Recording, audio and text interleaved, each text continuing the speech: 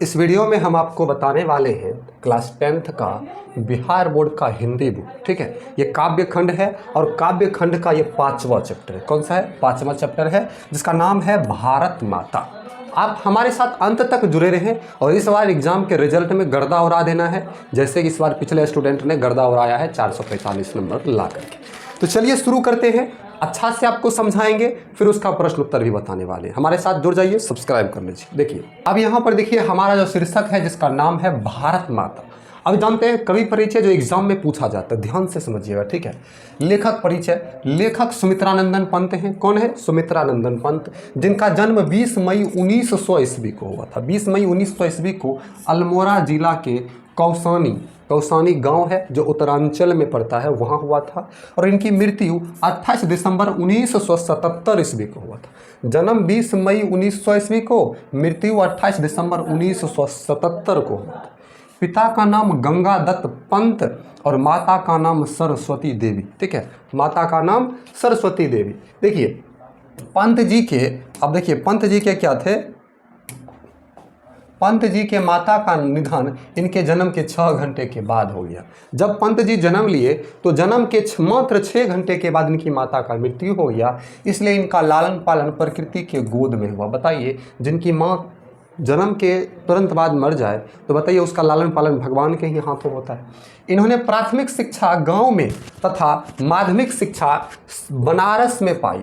अब देखिए प्राथमिक शिक्षा के लिए ये गांव में ही पढ़े, लेकिन माध्यमिक शिक्षा मतलब 8 क्लास 9 क्लास माध्यमिक शिक्षा के लिए 7 8 तो ये बनारस में। इन्होंने कुछ दिनों तक कालंकार जिले में रहने के बाद अपना सारा जीवन इलाहाबाद में बिताया। कुछ समय के लिए कालंकांकर जिले में रहे, उसके बाद सारा जीवन अपना इलाहाबाद में बिताया। आगे देखिए इनकी प्रमुख रचनाएं जिनका नाम है उच्छ्वास, पल्लव, वीणा, ग्रंथि, गुंजन, युगांत, युगवाणी, ग्राम्या, स्वर्णधुली, स्वर्ण किरण, युगपथ, चिदंबरा तथा लोकायतन। ये इनकी प्रमुख रचनाएं हैं और इसी में से आपको पूछ देगा उच्छ्वास किनकी रचना है? पल्लव, वीणा, ग्रंथि, गुंजन, युगांत, युगवाणी। ठीक है, अब देखिए कविता परिचय देखते हैं। प्रस्तुत कविता जिसका नाम है भारत माता, पंत जी की कविताओं का संग्रह ग्राम्या से संकलित है। इनके कविताओं का संग्रह है ग्राम्या, उसी से संकलित है। इसमें भारत के दुर्दशा का चित्रण किया गया, क्योंकि इनका जन्म 1900 ईस्वी में हुआ था और आपको पता है उस समय भारत गुलाम था। तो गुलाम भारत की जो दुर्दशा थी, खराब दशा थी, उसी का वर्णन इसमें किया गया। अब देखिए आते हैं चैप्टर में। ठीक है, यहाँ पर है पद आपका, भारत माता ग्राम वासिनी खेतों में फैला है श्यामल। भारत माता ग्राम वासिनी खेतों में फैला है श्यामल, धूल भरा मैला सा आंचल, गंगा यमुना में आंसू जल, मिट्टी की प्रतिमा उदासीनी। ठीक है, भारत माता ग्राम वासिनी खेतों में फैला है श्यामल, धूल भरा मैला सा आंचल, गंगा यमुना में आंसू जल, मिट्टी की प्रतिमा उदासीनी।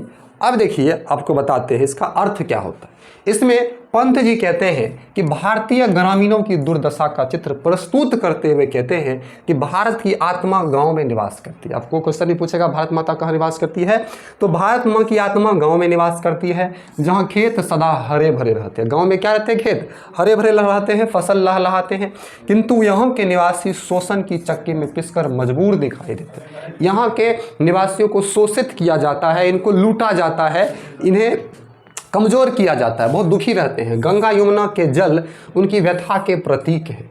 अब गंगा यमुना के जल जो हैं उनको आंसू जल कहा है कि गांव के जो व्यक्ति हैं उनको इतना शोषित किया गया कि गंगा यमुना के जो जल हैं ये उनके करुणा का जल है, व्यथा का प्रतीक है। सीधे साधे किसान अपनी दयनीय दशा के कारण अपने दुर्भाग्य पर आंसू बहा रहे हैं और उदास हैं। दुर्भाग्य, भाग को कोस रहे हैं ये किसान कि हमारा नसीब ही खराब है और इनकी हालत दयनीय है। और इसका दयनीय हालत कौन बनाया? कुछ लुटेरे लोग, अंग्रेज बोल सकते हैं, चाहे वो अंग्रेज हो या इंडियन अंग्रेज हो। ठीक है, दैन्य जरित अपलक नत चितवन, अधरों में चीर निरब रोदन। ठीक है, युग युग के तम से विस्नन मन, वह अपने घर में प्रवासिनी। अब क्या बोल रहा है? दैन्य जरित अपलक नत चितवन, अधरों में चीर निरब रोदन, युग युग के तम से विस्नन मन, वह अपने घर में प्रवासिनी। कवि कहते हैं पंत जी, भारत माता के उन कर्मठ सपूत जो मेहनती हैं, किसान हैं, किसानों की दयनीय दशा एवं दुखपूर्ण जीवन की करुणा कहानी प्रस्तुत करते हुए कहते हैं, दुख की कहानी को प्रस्तुत करते हुए कहते हैं कि जमींदारों एवं सुदखोर साहूकारों के शोषण ने इन्हें अति गरीब चेतना शून्य बना दिया। सुदखोर महाजन जमींदार क्या किए, इनको गरीब बना दिए, इनका खून चूस लिए। ठीक है, अपने मजबूरी के कारण, अब ये मजबूर हो गए, कर्ज लेना पड़ रहा है, अपने ऊपर हो रहे अन्याय को सिर झुकाए अपलक देखने को मजबूर है। अब मजबूरी के कारण ये अपने ऊपर हो रहे अन्याय को सिर झुकाकर देख रहे हैं, क्योंकि इनके पास, इनका हालत दयनीय है, खाने को रोटी नहीं है, हालत खराब है, तो ये विरोध कहाँ से करेंगे। वे अपनी अंदर की पीड़ा अंदर ही अंदर सहने को मजबूर हैं। सदियों की त्रासदी ने उनके जीवन को निराश बना दिया है और वे अपने घर में अपने अधिकारों से वंचित है। क्या है, दैन्य जरित अपलक नत चितवन अधरों में चीर निरव रोदन, युग युग के तम से विस्नन मन वह अपने घर में प्रवासी। मतलब भारत के लोग को भारत में ही रहकर ऐसी दयनीय हालत हो गई कि वह अपने ही घर में प्रवासनी है, मतलब उसको अपने ही घर में रहा, ऐसा रह रहा है कि जैसे मानिए कि वह दूसरे के घर में। ठीक है, देखिए 30 कोटि संतान नग्न तन, 30 कोटि संतान नग्न तन, अर्ध क्षुधित शोषित निरस्त्र जन, मूढ़ असभ्य अशिक्षित निर्धन, नतमस्तक तरुतल निवासिनी। देखिए आप कवि क्या कहते हैं, अंग्रेज शासन की जो क्रूरता थी, क्योंकि अंग्रेज डायरेक्ट गुलाम बनाता था, लूटता था, चाहे आप मरिए कुछ होइए बस लूटता था, के कारण भारत माता की 30 करोड़ संतान, उस समय भारत की जनसंख्या 30 करोड़ के आसपास थी, तो 30 करोड़ संतान अर्धनग्न, मतलब आधा नंगा, आधा कपड़ा पहनते थे, तथा अर्धपेट, आधा पेट खा करके अपना जीवन व्यतीत करने को विवश थे, क्योंकि अंग्रेज उस पर कर का बोझा डाले हुए था, टैक्स का। इनमें प्रतिकार और विरोध करने की शक्ति नहीं थी। अब आप कहिएगा लड़ता क्यों नहीं था, आधा पेट खाइए उसके बाद हालत खराब है, तो वो लड़ने की क्षमता ही इनमें नहीं थी। वे मूर्ख थे, पढ़े लिखे नहीं थे, असभ्य थे, सभ्यता का ज्ञान नहीं था, अशिक्षित थे, गरीब थे, और घर भी नहीं था। गर्मी से बचने के लिए पेड़ के नीचे तथा वर्षा जाड़ा का कष्ट सहन करते थे, पेड़ के नीचे निवास करते थे, तो सोचिए कितना कष्टमय जीवन होगा।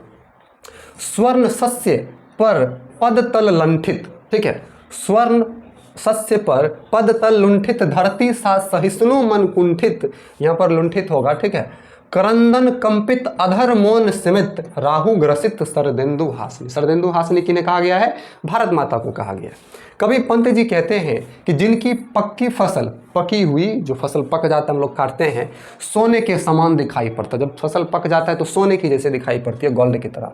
पराधीनता के कारण वे शोषण के शिकार हैं। अब पराधीन, दूसरे के अधीन रहने के कारण वो शोषित हो रहे हैं, लूटे जा रहे हैं। वे उनके हर अपमान, शोषण, अत्याचार आदि को सहन करते हुए धरती के समान सहनशील बने हुए हैं। अंग्रेज का जो अत्याचार है, अपमान है, सहनशील बनकर धरती की तरह सहनशील बने हुए हैं। अर्थात वे अपने ऊपर जुल्मों का विरोध न करके चुपचाप सहन कर लेते हैं। उस पर जो जुल्म होता है उसका विरोध नहीं करते, बल्कि उसको सह रहे हैं। वे क्रूर शासक से इतने भयभीत, इतने डरे हुए हैं कि खुलकर रो भी नहीं सकते।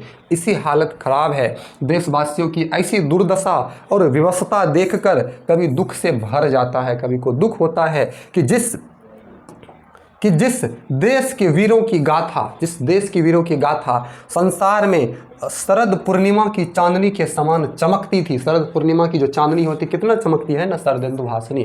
जिस देश की जो वीर सपूत हैं उसकी गाथा चमकती है शरद पूर्णिमा की तरह। आपसी शत्रुता के कारण आज ग्रहण लगा अंधकार में है। आपसी शत्रुता देखिए, जिस समय भारत गुलाम था उस समय ऐसा नहीं था कि गुलाम था तो अंग्रेज का ही गुलाम था। कुछ भारतीय लोग भी अंग्रेज का साथ दे रहे थे। जिस समय अपने भारत के कुछ सपूत भारत में रहते हुए भी क्या थे, गुलाम थे, क्योंकि आपस में भाईचारा नहीं था। जाति पाति धर्म के नाम पर अपने में भी लड़ लेते थे।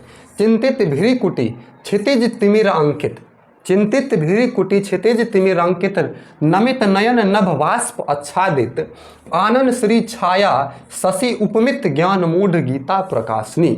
अब देखिए, कवि पंत जी कहते हैं कि अंग्रेजों के अत्याचार एवं शोषण से लोग उदास, निराश और हताश हैं। उदास तो हैं ही, निराश भी और हताश हैं।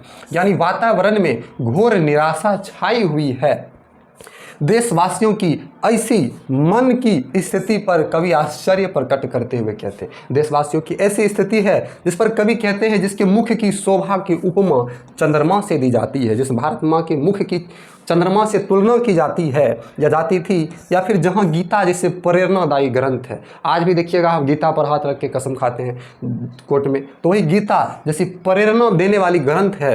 उस देश के लोग अज्ञानता और मूर्खता के कारण गुलाम है। अगर अज्ञानता और मूर्खता नहीं रहता तो गुलाम नहीं रहता।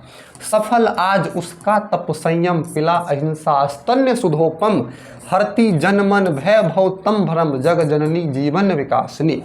अब कवि कहते हैं कि कवि सफलता पर आशा प्रकट करते हुए कहते हैं, भारत जब आज़ाद होता है, कि अहिंसा जैसे महान मंत्र का संदेश देकर लोगों के मन का भय, अहिंसा जैसे महान मंत्र का संदेश देकर लोगों के मन का भय, अज्ञान एवं भ्रम का हरण कर लिया। अज्ञान और भ्रम का क्या कर लिया? हरण कर भारत माता को स्वतंत्रता की प्राप्ति का संदेश दिया। आपको पता है सत्य अहिंसा पर भारत माता के सपूत महात्मा गांधी, सुभाष चंद्र बोस, ऐसे ही कई सारे वीर सपूत हुए और हमारे देश को आज़ाद कराए।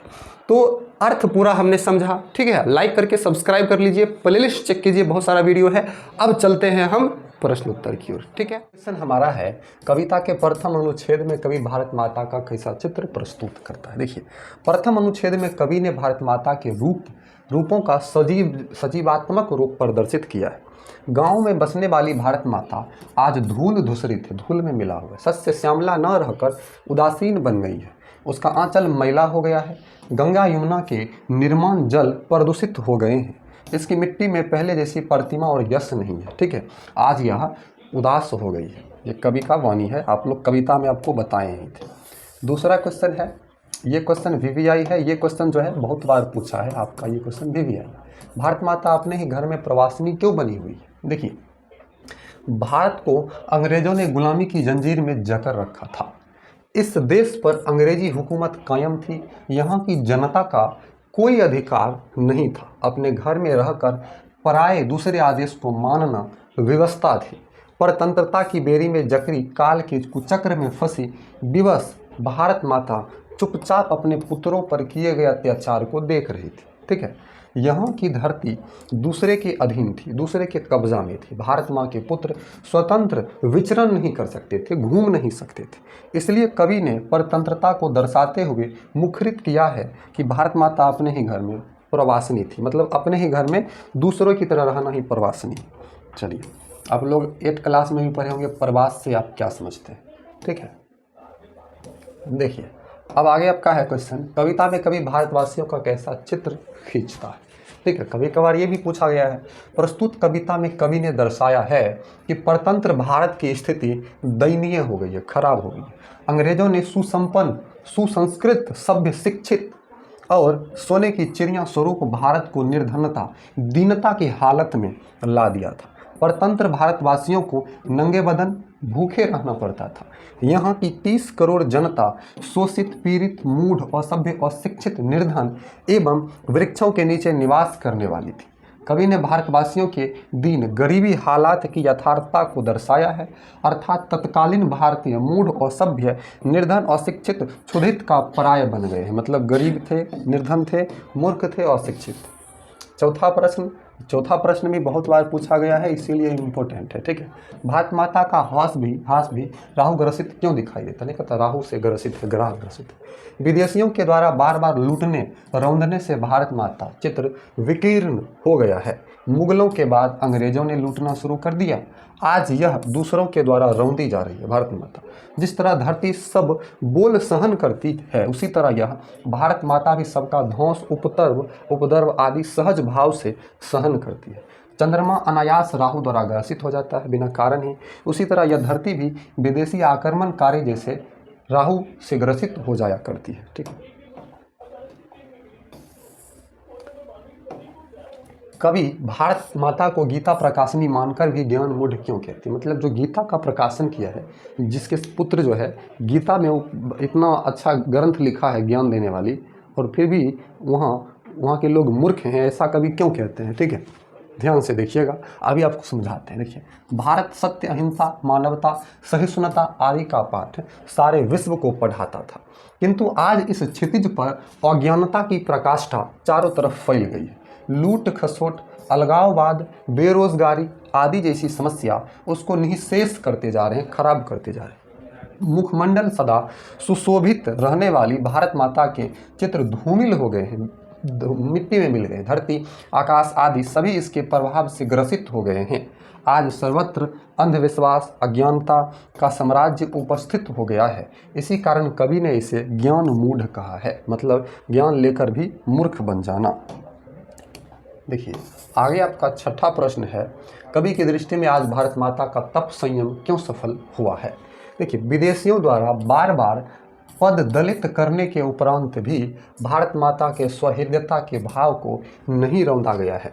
इसकी सहनशीलता आज भी बरकरार है। भारत माता की सहनशीलता आज भी यह और हिंसा का पाठ पढ़ाती है, लोगों के भय को दूर करती है। सब कुछ खो देने के बाद भी यह अपने संतान में वसुधैव कुटुंबकम की शिक्षा देती है कि दूसरे को, मतलब हम लोग मानते हैं ना, मेहमान भगवान होता है। तो भारत माता के तप का ही परिणाम है कि उसकी संतान सहिष्णु बने हुए हैं, मतलब सहनशील बने हुए। आपका सातवां क्वेश्चन है, व्याख्या करें। स्वर्ण सस्य पर पद तल लुंठित, धरती सा सहिष्णु मन कुंठित। देखिए, प्रस्तुत पंक्ति हिंदी साहित्य के सुमित्रानंदन पंत रचित भारत माता पाठ से उद्धृत है। इसमें कवि ने परतंत्र भारत का साकार चित्र, मतलब आकार सहित चित्र खींचा। भारतीय ग्राम के खेतों में उगे हुए फसल को भारत माता का श्यामला शरीर मानते हुए कवि ने कहा है कि भारत की धरती पर सुनहरा फसल सुशोभित है, सोने के जैसा फसल, और वह दूसरों के पैरों तले रौंद दिया गया है, मतलब दबा दिया गया है। ठीक है, आगे इसी का उत्तर है। ठीक है, और इसमें कवि ने कहा है कि भारत पर अंग्रेजी हुकूमत कायम हो गई है। भारत पर अंग्रेजी हुकूमत कायम हो गई है। यहाँ के लोग अपने ही घर में अधिकार विहीन हो गए, अपने ही घर में उनको कुछ करने का अधिकार नहीं। पराधीनता के चलते यहाँ की प्राकृतिक शोभा भी उदासीन प्रतीत हो रही है। ऐसा प्रतीत होता है कि यहाँ कवि की स्वर्णिम फसल, जो सोने की फसल है, पैरों तले रौंद दी गई है और भारत माता का मन सहनशील बनकर कुंठित हो रही है। इसमें कवि ने पराधीन भारत की कल्पना को मूर्त रूप दिया है, मतलब सजीव रूप दिया है। आपका व्याख्या का ख नंबर का प्रश्न है, चिंतित भ्रिकुटी क्षितिज तिमिरांकित, नमित नयन नम वाष्प आच्छादित। सुमित्रानंदन पंत द्वारा रचित है। ठीक है, प्रस्तुत पंक्ति सुमित्रानंदन पंत द्वारा रचित है। इसमें कवि ने भारत का मानवीकरण करते हुए पराधीनता से प्रभावित भारत माता के उदासीन, दुखी एवं चिंतित रूप को दर्शाया। भारत माता जो दुखी है, चिंतित है, उसी रूप को दर्शाया। प्रस्तुत व्याख्या में कवि ने चित्रित किया है कि गुलामी में जकरी भारत माता चिंतित है, उनकी भ्रिकुटी भौं जो है से चिंता प्रकट हो रही है। चिंता, आप चिंता में रहिएगा तो ये यहाँ से पता चलता है। क्षितिज पर गुलामी रूपी अंधकार की छाया पड़ रही है। माता की आंखें अश्रुपूर्ण है और आंसू वाष्प बनकर आकाश को छेद कर दिया है। इसके माध्यम से परतंत्रता की दुखद स्थिति का दर्शन कराया है, कि गुलामी की जो दुखद स्थिति थी उसका दर्शन कराया। पराधीन भारत माता उदासीन है, इसका बोध कराने का पूर्ण प्रयास किया कि दूसरे के अधीन जो भारत माता है वो उदास पड़ी हुई है। ठीक है, देखिए, कभी भारत माता को गीता प्रकाशनी मानकर भी ज्ञान मूढ़ क्यों कहा है, VVI प्रश्न है। ठीक है, तो इसका उत्तर होगा, यह सर्वविदित है कि प्राचीन काल से ही भारत को जगत गुरु कहा गया है। जगत गुरु मतलब भारत जो है दुनिया का गुरु है, संसार का गुरु है, जैसे आज भी लोग कहते हैं विश्व गुरु। ठीक है, तो ये पहले से ही है। वेद, वेदांग, दर्शन, ज्ञान विज्ञान की शोध स्थली भारत विश्व को ज्ञान देते रहा। अलग अलग जगह से भारत दुनिया को ज्ञान दे रहा। गीता जो आज मानव को कर्मण्यता का पाठ पढ़ाता है, जिसमें मानवीय जीवन के गूढ़ रहस्य छिपे हैं, यही सृजित किया है, भारत माता में ही वह बना है। लेकिन परतंत्र भारत की ऐसी दुर्दशा हुई कि यहाँ के लोग खुद दिशा विहीन हो गए। ठीक है, दास्ता में बंधकर अपने अस्मिता को, प्रतिष्ठा को खो दिए हैं। आत्मनिर्भरता समाप्त हो गया या परावलंबी जीवन निकृष्ट, नीरस, अज्ञानी, निर्धन एवं असभ्य हो गया है। इसलिए कवि कहता है कि भारत माता गीता प्रकाशनी है, फिर भी आज भी ज्ञान मूढ़ बनी हुई है। ठीक है, आपका 9वां प्रश्न है, भारत माता कविता का सारांश अपने शब्दों में लिखिए। तो आपको ये देख लीजिए सारांश, आप स्क्रीनशॉट कर लीजिए और अपने शब्दों में बोल रहा है, फिर भी हम लिख दिए, आप लोग अपने से इसका कर लीजिए। ये इसका भी स्क्रीनशॉट कीजिए, उसी का उत्तर है। और ये कुल मिलाकर आपका ये चैप्टर जो है ख़त्म हुआ। वीडियो अच्छी लगी तो लाइक करके हमारे इस यूट्यूब चैनल को सब्सक्राइब कर लीजिए। Thanks for watching. मिलते हैं आपको अगले वीडियो में। धन्यवाद।